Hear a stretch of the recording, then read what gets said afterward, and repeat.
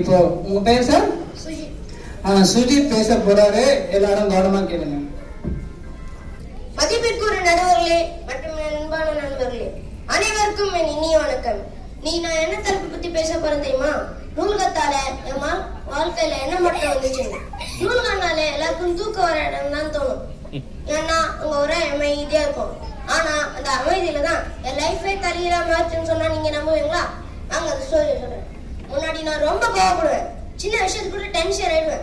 வீட்டுல கூட சண்டை போடுவேன். ஒரு நாள் எங்க அம்மா என்ன நூலகத்துக்கு கூட்டிட்டு போனாங்க. ஒரு புத்தகம் படிச்சேன். சகிப்புத்தன்மைன்னா என்ன, அந்த புத்தகத்துல சின்ன சின்ன கதைகள் மூலமா பொறுமையா இருக்கிறது எவ்வளவு முக்கியம்னு சொல்லியிருந்தாங்க. அந்த கதைகள் எனக்கு ரொம்ப பிடிச்சிருந்துச்சு. அந்த புத்தகத்தை படிச்சதுல இருந்து இருந்தேன்னா கொஞ்சம் கொஞ்சமா மாறாச்சு. ஃப்ரெண்ட்ஸ் கூட சண்டை போட்டா உடனே அவங்க கிட்ட போய் சாரி கேட்டேன். அம்மா திட்டினா மனசுக்கு கஷ்டமா இருந்தாலும் யோசிச்சு அவங்க சொல்றது கரெக்ட்னு புரிஞ்சுக்கிட்டேன். அன்னைக்கு ஆரம்பிச்சுதான் புதுசா கதைகள் படிச்சேன்.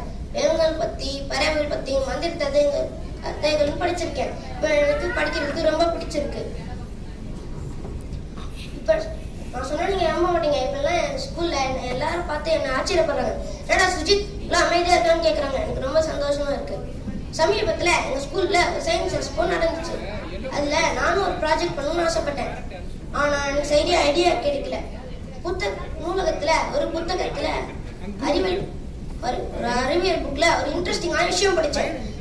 சூரிய ஒளியிலிருந்து எப்படி மின்சாரத்தை தயாரிப்பதுன்னு. அந்த புத்தகத்துல இருந்த படங்களையும் வேகங்களையும் வச்சு நானே ஓனா பண்ணி பரிசு வாங்கிட்டேன். உண்மையாவே சொல்ற ஃப்ரெண்ட்ஸ், நூலகம் ஒரு மேஜிக் பிளேஸ் மாதிரி. அங்க இன்ட்ரெஸ்டிங்கான விஷயம் நிறைய படிக்கலாம். சும்மா டிவி பார்த்துக்கிட்டு கேம்ஸ் விளையாட்டு இருக்காம நூலகத்துக்கு போய் ஒரு புத்தகம் படிங்க. புத்தகம் படிச்சா மெமரி பவரும் இன்க்ரீஸ் ஆகும். இப்பெல்லாம் என் ஸ்கூல்ல ஃப்ரெண்ட்ஸ்க்கும் நான் கதையெல்லாம் சொல்றேன். அவங்களும் இன்ட்ரெஸ்டிங்கா கேட்கறாங்க. முன்ன மாதிரி இல்லாம இப்ப நான் எல்லார்கிட்டையும் தைரியமா பேசுறேன். புத்தகம் எனக்கு தன்னம்பிக்கை கொடுத்துருக்கு. நூலகம் எனக்கு புது உலகத்தையே காமிச்சிருக்கு. இப்ப நான் பேசுறது மட்டும் வெறும் பேச்சா மட்டும் இருக்கக்கூடாது. உங்க லைஃப்ல ஒரு சேஞ்ச் உண்டாக்கணும்னு ஆசைப்படுறேன். நம்ம சொசைட்டியை நல்லதா மாத்துறதுக்கு என்னோட குட்டி முயற்சி. சான்ஸ் கொடுத்ததுக்கு தேங்க்ஸ். போயிட்டு வரேன்.